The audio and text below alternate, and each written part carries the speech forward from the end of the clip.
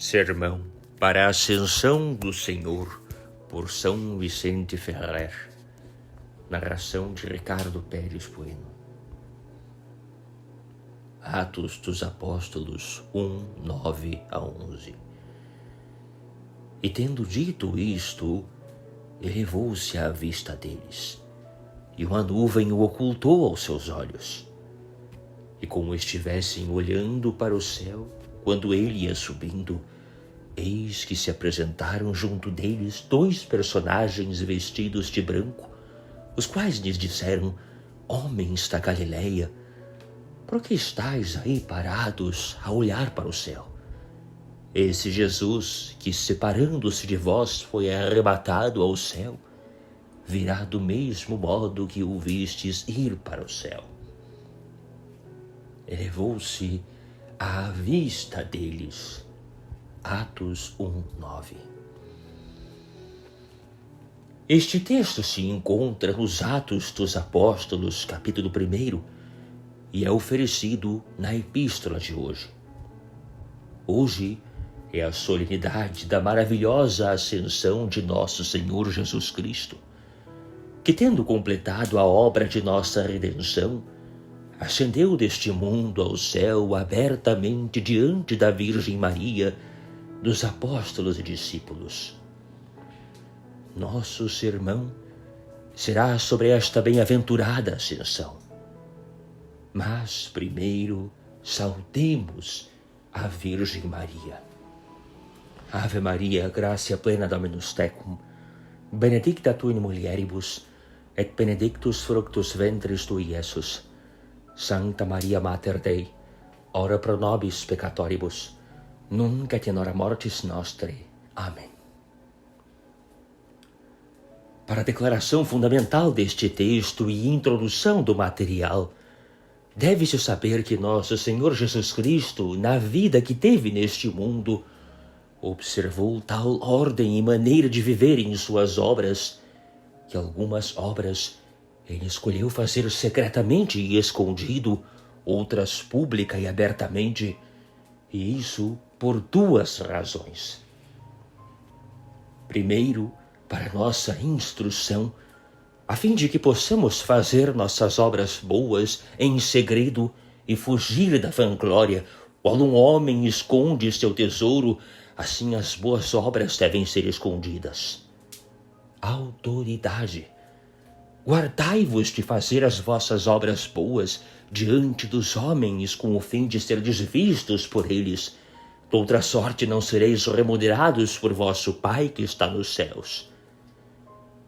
E a segunda razão é que Deus Pai seja louvado e bendito por aquelas ações que Ele fez pública e abertamente. Somos instruídos que o bem que fazemos publicamente, como pregar ou celebrar, e outros que não podem acontecer secretamente, seja para louvor, honra e glória de Deus. Por isso ele mesmo disse: assim brilha a vossa luz diante dos homens, para que eles vejam as vossas boas obras e glorifiquem o vosso Pai que está nos céus. Vejam porque Cristo em sua vida fez algumas obras secretamente e algumas pública e abertamente. Por exemplo, a primeira obra que Cristo fez neste mundo para nossa redenção foi sua bendita encarnação no seio da Virgem, como a semente que se forma dentro da maçã que está escondida, porque nenhuma pessoa humana, exceto a Virgem Maria, sabia, de acordo com a profecia de David, descerá como a chuva sobre o velo e como orvalho que goteja sobre a terra. Assim diz o salmista no Salmo 71, versículo 6. Ó Deus, dá a tua equidade ao Rei.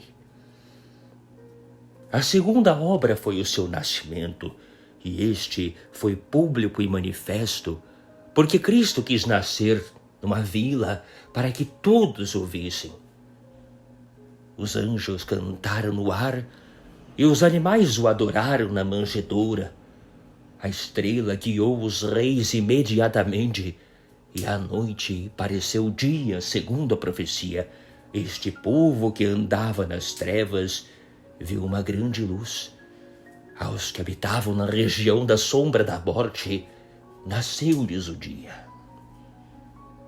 A terceira obra era de sua vida cotidiana, algumas sendo ocultas e outras manifestas. Viveu ele cerca de 30 anos em casa com José e Virgem Maria, sua mãe. Ele não fazia milagres, nem sua divindade era conhecida, embora todos soubessem que ele era um homem casto, santo e bom, mas nem todos o consideravam o Senhor, porque sua divindade estava oculta, conforme a profecia de Isaías. Tu verdadeiramente és um Deus escondido, o Deus de Israel, o Salvador. Mas em seu batismo quis ele ser público e manifesto, pois o céu foi visto aberto, e o Espírito Santo na forma de uma pomba desceu sobre ele, e uma voz do Pai soou dizendo: Este é meu Filho, o amado, no qual pus as minhas complacências. Então João começou a dizer: Eis o Cordeiro de Deus, eis o que tira o pecado do mundo. Então ele imediatamente foi para o deserto e experimentou uma quaresma, sem comer nem beber nada naqueles 40 dias. E esta obra foi um trabalho secreto, dando-nos o exemplo de fazer secretamente penitências, jejuns, orações, esmolas, etc. Finalmente deixou ele o deserto e começou a pregar publicamente a todo o povo. Eis que ele disse diante de Anás: Eu falei publicamente ao mundo. Ensinei sempre na sinagoga e no templo, onde concorrem todos os judeus, e nada disse em segredo.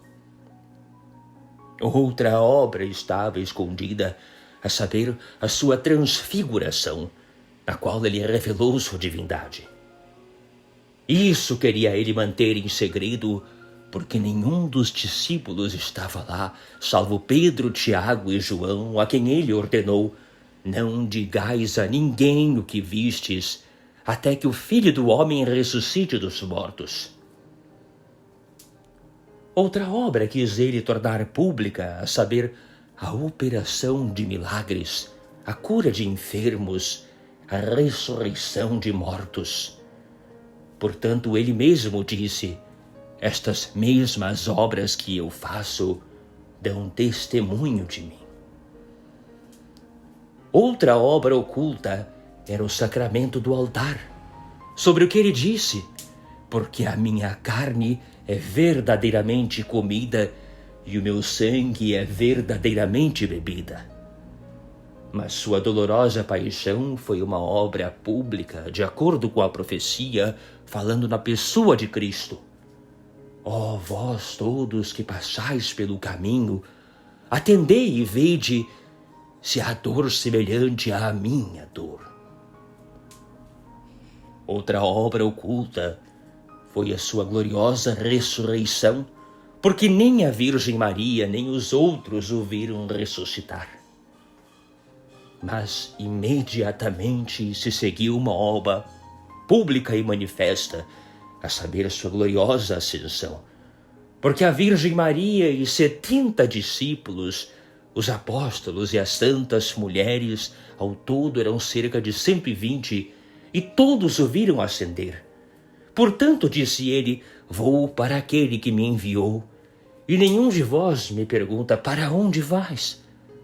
Sobre o qual o glossário de Beda diz, como se ele dissesse abertamente: Eu retorno ao ascender para aquele que me constituiu para encarnar, e será tão claro o brilho de sua ascensão, que nenhum de vós achará necessário perguntar: Para onde vais? Porque a todos testemunharei que irei para o céu. E este é o nosso tema, à vista deles, ou seja, da Virgem Maria, dos apóstolos e discípulos, aos olhos do público e abertamente, elevou-se, segundo os Atos dos Apóstolos. Veja como a primeira obra de nossa redenção foi secreta e oculta, e a última, pública e manifesta. Das obras intermediárias, algumas estavam ocultas e outras manifestas. Sobre esta gloriosa ascensão, desejo agora pregar-vos 3 pontos nos quais se encontra toda a matéria desta festa. A primeira é a razão teológica pela qual esta ascensão foi conveniente. Em segundo lugar, os detalhes históricos como foi apropriado. A terceira é a utilidade final que resultou desta ascensão. A razão teológica. A primeira razão teológica pela qual a ascensão de Cristo foi conveniente é fundada nesta regra da filosofia, dizendo: tudo que é amado ardentemente atrai para si o coração e os pensamentos de quem ama. Assim como os vapores da terra são atraídos pelo calor do sol, e da mesma forma a chama de uma lamparina gradualmente atrai para si todo o óleo, uma pessoa ardentemente amada atrai aquele que ama para si por pensar nela em seu coração, por falar com a boca, por ver com os olhos, porque tal é a natureza do amor. Embora seja isso verdade, no entanto lhe estarei a autoridade de Cristo dizendo: porque onde está o vosso tesouro, aí estará também o vosso coração. Porque os apóstolos e os outros discípulos amaram ardentemente a presença corporal de Cristo, e não é de admirar porque ele era extremamente amável por conta da doçura de suas palavras, de sua graciosa conversa e de outras maneiras. Portanto, enquanto Cristo estava na terra, muitos foram impedidos de desfrutar e receber os bens celestiais. Eles não se preocuparam em levar seu coração ou desejo ao céu. Cristo disse: farei com que vocês elevem seus corações, seu entendimento e seus pensamentos às alturas, porque eu subirei ao céu. Portanto, após a ascensão, todos os seus corações, desejos e pensamentos foram elevados ao alto. Vejam agora a razão pela qual era conveniente não apenas para os apóstolos e discípulos, mas também para nós, que ele ascendesse, porque ninguém teria se importado com o céu, mas sim onde na terra Cristo teria estado. Ele mesmo dá essa razão dizendo aos apóstolos que choravam por sua partida: mas eu digo-vos a verdade, a vós convém que eu vá, porque se me não for, não virá a vós o Paráclito. Sobre o qual o glossário de Beda diz: é conveniente para vós que a forma do servo seja retirada de vossa vista, na medida em que o amor da divindade possa ser impresso de forma mais aguda em vossos corações. Está claro o motivo desta bendita ascensão. Moralmente, no sentido moral da Escritura, temos aqui um caso de argumentação a partir da premissa menor per locum a minori. Se os apóstolos são impedidos de receber as graças espirituais por causa de seu amor a Cristo, o que será de nós, miseráveis, que não amamos Cristo com tanto ardor como os apóstolos, mas sim os bens transitórios deste mundo, isto é, as riquezas, honras, cargos, dignidades, delícias da carne, que nos não permitem elevar nosso entendimento ao alto, mas abaixar nos negócios terrenos. Veja como somos impedidos de receber bênçãos e graças espirituais. Por isso os bens deste mundo devem ser amados com o sal da temperança, com sale temperantiae, ou seja, as riquezas deste mundo devem ser amadas de tal maneira que por causa delas não percamos as riquezas incorruptíveis do paraíso que nunca falham. Mesmo para as honras, então por amor a elas, não perdemos as honras do paraíso.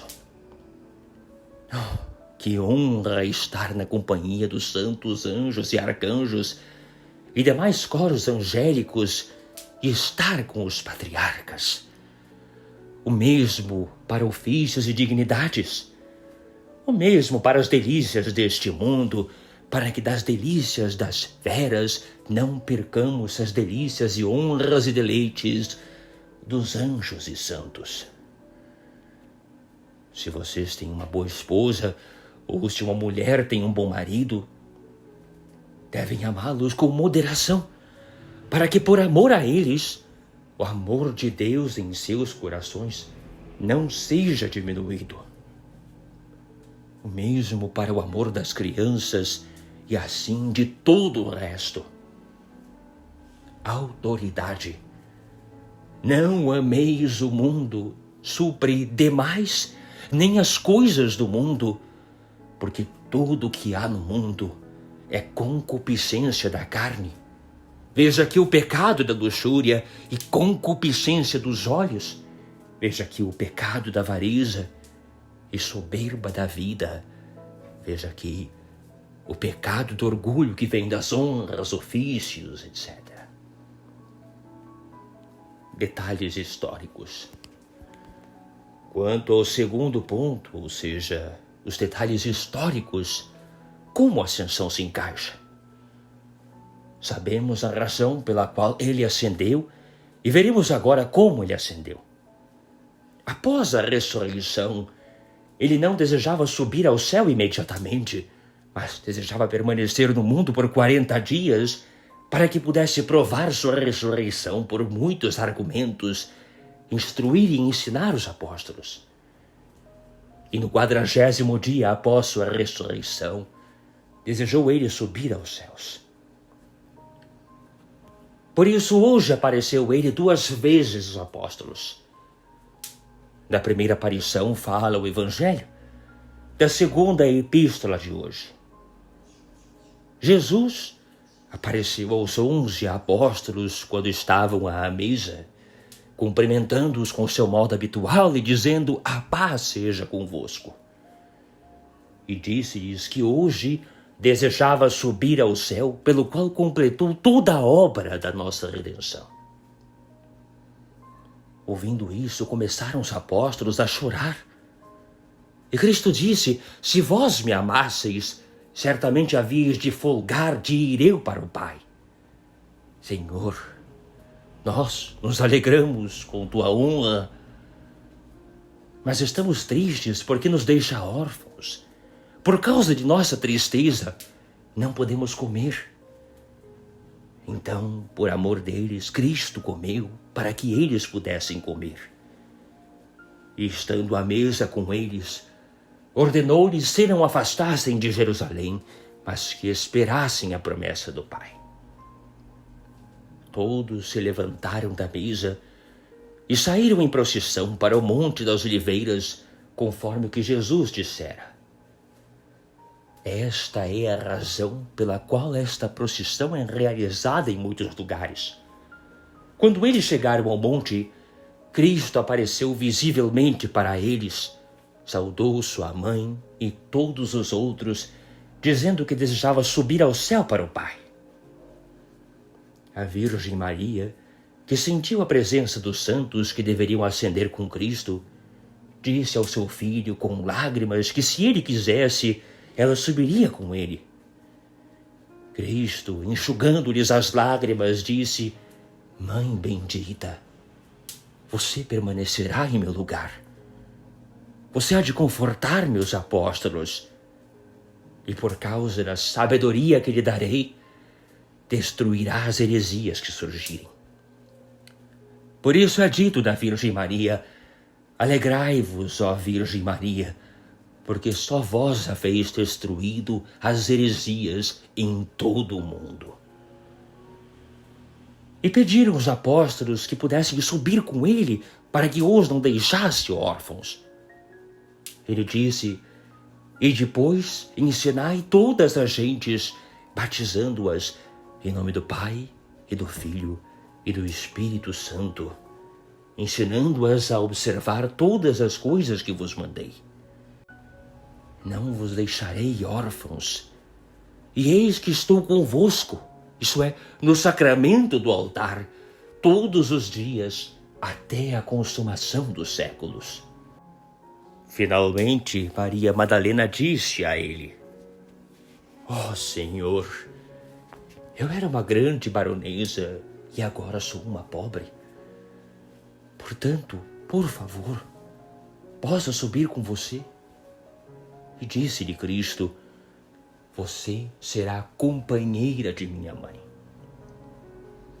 Quando Jesus foi levantado do chão e começou a subir, os apóstolos perguntaram-lhe, dizendo: Senhor, porventura chegou o tempo em que restabelecereis o reino de Israel? Senhor, tu virás rapidamente para dar o reinado a Israel? E Cristo respondeu: Não vos pertence saber os tempos, nem os momentos que o Pai reservou ao seu poder, mas recebereis a virtude do Espírito Santo, que descerá sobre vós, e me sereis testemunhas em Jerusalém. Observe, não vos pertence saber o dia definitivo do julgamento, mas podemos dizer definitivamente em breve, muito em breve. Quando ele já estava subindo, olharam eles para ele e disseram: Senhor, dê-nos uma bênção. E levantando as suas mãos, os abençoou, como o sacerdote depois da missa dá a bênção ao povo. Então uma nuvem o ocultou aos seus olhos, não que ele precisasse disso para subir, mas para mostrar que toda criatura está sujeita a ele. Davi disse a respeito de Deus Pai: Sujeitaste todas as coisas debaixo de seus pés. Quando, porém, Cristo estava no céu, ele ascendeu rapidamente, porque os apóstolos não podiam mais vê-lo.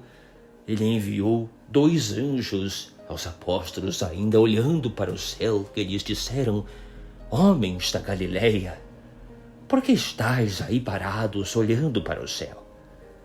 Esse Jesus, que separando-se de vós foi arrebatado ao céu, virá do mesmo modo que o vistes ir para o céu. Vejam os detalhes históricos, como esta abençoada ascensão foi apropriada, como ele ascendeu e está sentado à direita de Deus, e que a profecia de Isaías foi cumprida. Viu o Senhor sentado sobre um alto e elevado trono, e as franjas do seu vestido enchiam o templo. Então os apóstolos e discípulos, e eles, depois de o adorarem, voltaram para Jerusalém com grande júbilo. Estavam continuamente no templo, louvando e bendizendo a Deus. Moralmente, aqui, quando se diz adorarem, temos um exemplo e uma instrução moral sobre ir à igreja e celebrar os dias de festa com alegria, fechando os nossos negócios temporais como Cristo descansou no dia da ressurreição. E elas, as festas, são mantidas perfeitamente, como é sugerido quando se diz que estavam continuamente no templo. Isso é, perfeitamente. De fato, seus bens crescem mais por observar bem uma festa do que por seus trabalhos. E terceiro, eles são mantidos com uma mente devota, quanto é dito, louvando e bendizendo a Deus, ou seja, com o silêncio ouvindo missa. Haja na igreja entradas humildes e devotas. Que aconteça nelas conversas silenciosas, quieta conversatio, agradáveis a Deus, tranquilas para os espectadores. Isso é dito contra aqueles que falam na igreja. Utilidade última. Quanto ao terceiro ponto, ou seja, a utilidade final resultante disso, da ascensão, essa utilidade ou fruto, ele mesmo declarou dizendo: Na casa de meu pai há muitas moradas. Se assim não fosse, eu vô-lo teria dito: Vou preparar o lugar para vós. E depois que eu tiver ido e vos tiver preparado o lugar, virei novamente quando morrerdes, e tomar-vos-ei comigo. Eis aqui a utilidade final resultante. Observem que as muitas mansões são as 9 hierarquias angélicas que João chama de ruas, pláteas. E a praça da cidade era de ouro puro, como vidro transparente. A primeira ordem ou primeira rua, imediatamente após a entrada na Jerusalém Celeste, é a dos santos anjos, a segunda dos arcanjos, a terceira dos principados, a quarta das potestades, a quinta das virtudes, a sexta das dominações, a sétima dos tronos, a oitava dos querubins e a nona dos serafins. Cristo preparou essas mansões. Por isso disse: vou preparar-vos o lugar. Observe a grande humildade de Cristo. Os reis geralmente enviam núncios e escudeiros para preparar o lugar, mas Cristo, o Rei da Glória, quis ir pessoalmente a preparar o lugar para nós. Aqui pode haver um argumento em contrário, visto que Cristo disse: vinde, benditos de meu Pai, possuí o reino que vos está preparado desde o princípio do mundo. Como pode então dizer: vou preparar o lugar para vós? Eu respondo que isso pode ser entendido de duas maneiras, a saber, por distinção individual ou por posse real. Quanto ao primeiro, já foi preparado desde a criação do mundo, segundo a autoridade de São Mateus 15, vinde, benditos. No segundo modo, ou seja, através da posse real, ele prepara hoje, de acordo com a distribuição real de santos, que com Cristo ascenderam às ordens dos anjos, segundo os méritos de cada um, porque ninguém entrou no céu até hoje, ou seja, antes da ascensão de Cristo. Praticamente falando, quando ele estava no céu com os santos patriarcas, tantos milhares se reuniram na primeira rua, o estágio, a dos anjos. Lá reuniu ele aqueles que neste mundo o serviram em penitência, cada um em sua cadeira. O nome de cada um já estava ali escrito, e a cada um foi dada a sua coroa na cabeça. Na ordem dos arcanjos, reuniu aqueles que o serviram nas obras espirituais. Na terceira ordem, a dos principados, reuniu os que o serviram em obras de misericórdia. Na quarta ordem, a das potestades, aqueles que o serviram com muita paciência nas adversidades. Na quinta ordem, a das virtudes, os que o serviram com paciência, não tendo má vontade para com ninguém. Na sexta ordem, a das dominações, reuniu ele os líderes mundanos, governantes e juízes, que com grande justiça governaram as comunidades. Na sétima ordem, a dos tronos, aqueles que por amor a ele abraçaram a vida de pobreza, vitam pauperem. Na oitava ordem, a dos querubins, os contemplativos, que tinham a sabedoria divina. Na nona ordem, a dos serafins, os que ardem de caridade por amor a Deus. Vejam como entendemos: vou preparar o lugar para vós com respeito à posse real. Cristo está sentado sozinho sobre todas as ordens de anjos à direita e é visto claramente por todos. Portanto, eis o terceiro ponto e, consequentemente, todo o sermão está esclarecido. Deo graças. São Vicente Ferrer, rogai por nós. Laus Deo, Virginique Matri. Amém.